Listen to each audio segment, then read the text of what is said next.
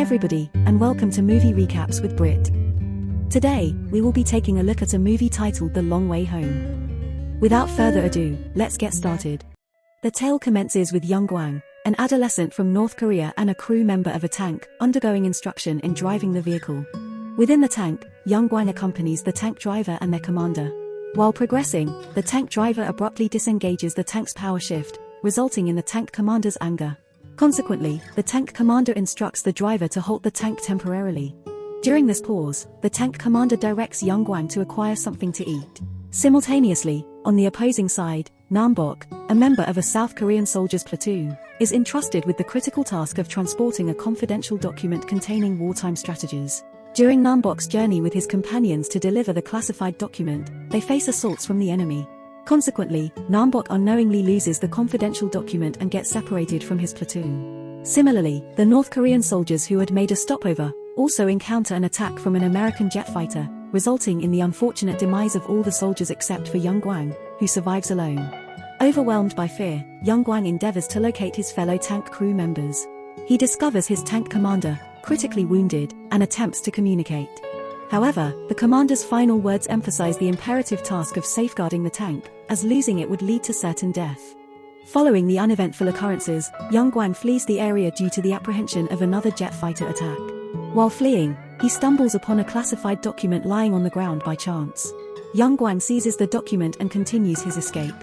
Meanwhile, Nam-Bok, amidst evading the assault, encounters a dying comrade. Nam-Bok attempts to rescue him, but the comrade urges him to prioritize the safe delivery of the document, even if it means sacrificing his own life. This revelation instills panic in Nam-Bok, prompting him to reach for his backpack where he had placed the classified document. To his astonishment, the document is missing. In his state of panic, Nam-Bok informs his comrade that he will temporarily leave him to search for the document, promising to return for him. Nam-Bok embarks on a quest to locate the classified document while Young-Gwang flees with it. By a twist of fate, Nam-Bok and Young-Gwang eventually cross paths. The two soldiers make futile attempts to eliminate each other. Despite Young-Gwang's efforts to escape, Nam-Bok relentlessly pursues him, aware that the young North Korean soldier possesses the top-secret document. Eventually, Young-Gwang reaches his tank and boards it, believing he has successfully evaded Nam-Bok as he cannot see him outside. He endeavors to open the tank's upper hatch, but to his surprise, Nam-Bok awaits him there. A fierce struggle ensues as the two soldiers engage in a tug-of-war over the tank's upper door, with Young-Gwang managing to keep it locked by chance. Subsequently, Young-Gwang endeavors to drive the tank away from his adversary, while Nam-Bok gives chase on foot. The soldiers' pursuit brings them together in an empty area. Young-Gwang, aware that Nam-Bok continues to chase him, employs the tank's gun to shoot at Nam-Bok. However, due to the gun's upward positioning, Young-Gwang inadvertently fires at the nearby South Korean barracks. Assuming Nam-Bok perished, Young-Gwang attempts to observe the aftermath. To his surprise, Nam-Bok remains alive and aims a bazooka at him. Both soldiers exchange simultaneous gunfire, rendering them unconscious from the impact. During his unconscious state, Young-Gwang has a sudden recollection of his first love and his mother's plea for his safe return after the war. This recollection prompts Young-Gwang to regain consciousness and steer the tank towards home. Meanwhile, Nam-Bok remains alive beneath the rubble of the bomb structure. Having managed to free himself, he witnesses the tank's departure. Meanwhile, the South Korean encampment remains tense as the elusive top-secret document has yet to be recovered. The soldiers stationed outside are eager to depart, fearing another attack from the tank. However, the regimental commander, adhering to orders, insists on staying put, anticipating the document's potential arrival. Following the commander's directive, the troops shift their focus to locating the tank instead. Young-Gwang continues his homeward journey until he encounters a figure cloaked in a Chinese flag. Alighting from his tank, he assures the individual that they are comrades fighting on the same side. Yet, the person turns out not to be a Chinese soldier, but Nam-Bok himself. Young-Gwang finds himself held captive inside the tank he is supposed to return. Nam-Bok demands that Young-Gwang surrender the top-secret document, threatening to shoot him if he doesn't disclose its whereabouts. However, Young-Gwang vehemently asserts that shooting him won't lead to the document's discovery. Nam-Bok attempts to negotiate, assuring Young-Gwang that he won't kill him and only wants the document. In response, Young-Gwang deceitfully claims to have lost the document, despite it being concealed behind a framed picture used as a fan by Nam-Bok. This raises Nam-Bok's suspicion as he scrutinizes Young-Gwang and the picture. Nevertheless, Nam-Bok remains unaware that the document is attached to the back of the picture.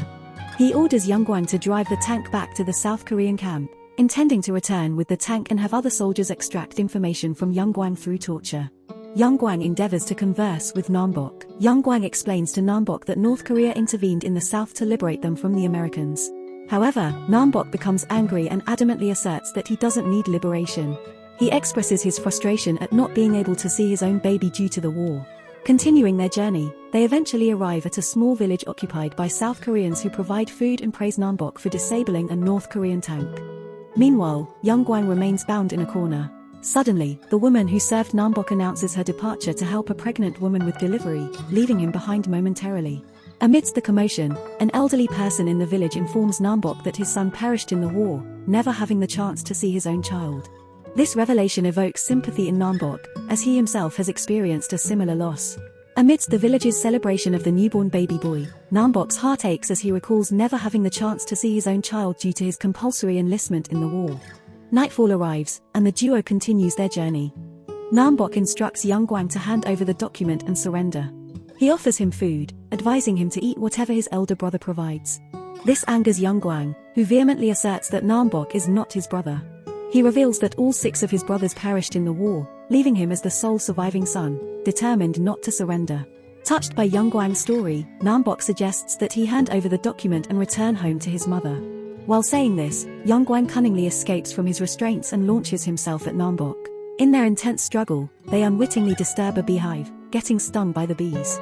Pursued by the bees, they seek refuge inside the tank, and sleep there for the night. The next morning, Young-Gwang gains the upper hand and compels Nam-Bok to drive the tank back to the north, warning him against any suspicious actions. Sitting in close proximity, Nam-Bok shares the story of his baby and pleads for his life, but Young-Gwang silences him, insisting that he continues with driving. Suddenly, Nam-Bok accelerates the tank, causing Young-Gwang to lose balance. Seizing the opportunity, Nam-Bok engages in a physical altercation with Young-Gwang, managing to take hold of the pistol while Young-Gwang retrieves the shotgun. Both soldiers fire at each other. Realizing the consequences, Nam-Bok and Young-Gwang agree to a temporary truce. During their agreement, Nam-Bok and Young-Gwang tend to their wounds and share personal stories while enjoying some alcohol. The night spent together brings them closer despite their previous conflict, forming an unexpected bond between the two soldiers. As morning dawns, Chinese soldiers discover them with the tank. This puts Young-Gwang in a favorable position, but it endangers Nam-Bok. The Chinese soldiers express a desire to ride in the tank, but Young-Gwang refuses to let them, intending to protect Nam-Bok. Evading the pursuing Chinese soldiers, they are then spotted by South Korean troops searching for the missing tank. Nam-Bok and Young-Gwang continue their journey, with Nam-Bok requesting that Young-Gwang hand over the document in exchange for his safe return to North Korea with the tank. While conversing, the tank is suddenly attacked by an American jet fighter. Nam-Bok attempts to protect them by displaying the South Korean flag, indicating their alliance. However, the jet fighter continues to attack, causing Nam-Bok to be ejected from the tank. Meanwhile, Young-Gwang fights back against the jet fighter, using the machine gun to shoot it down. He then pursues the downed jet fighter with his tank. Concerned about the broken bridge ahead, Nam-Bok follows them, hoping to prevent Young-Gwang from a potential fatal outcome. Nam-Bok fears that Young-Gwang's tank will plunge from the bridge. Fortunately, Young-Gwang manages to maneuver his tank onto the brakes, preventing it from falling. Finally, Young-Gwang exits the tank and realizes its precarious position. Young-Gwang asks for Nam-Bok's assistance in lifting the tank, but Nam-Bok claims it's impossible. Nam-Bok initially leaves Young-Gwang struggling, which angers him. However, Nam-Bok returns with the villagers from the previous village they visited. Together, they help Young-Gwang lift his tank.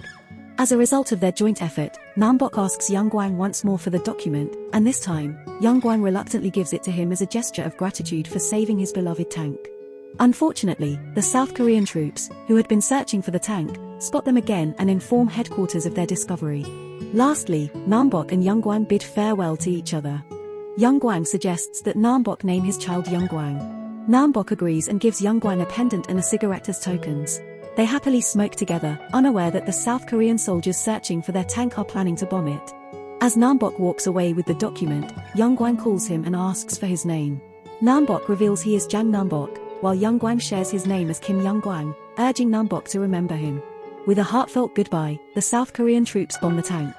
Nam-Bok returns to help Young-Gwang escape, but their efforts are futile as the troops continue bombing. Nam-Bok tries to protect Young-Gwang by pulling him away from the tank. When the bomb strikes the tank, Young-Gwang rushes towards it, injuring himself. Nam-Bok joins him, holding him in his arms. Young-Gwang remarks on the coldness and feels like he's dying. Nam-Bok reassures him, attributing the cold to the snowfall, which is actually debris from the bombing. Young-Gwang appreciates the beauty of the snow before taking his final breath. Nam-Bok mourns his friend's death but prepares his body and sends it back to the north using a cow. With the secret document in hand, Nam-Bok walks homeward, reminiscing about his wife and child awaiting his return. A bittersweet smile forms as he contemplates the long road ahead. Thank you for watching our movie recap. While it may seem simple, it actually took a lot of hard work and dedication to produce. If you enjoyed the video, we kindly ask you to show your support by liking and subscribing to our channel. By doing so, you'll stay updated on our latest content and help us continue creating more in-depth analyses and critiques of the movies you love. Thank you again for your support.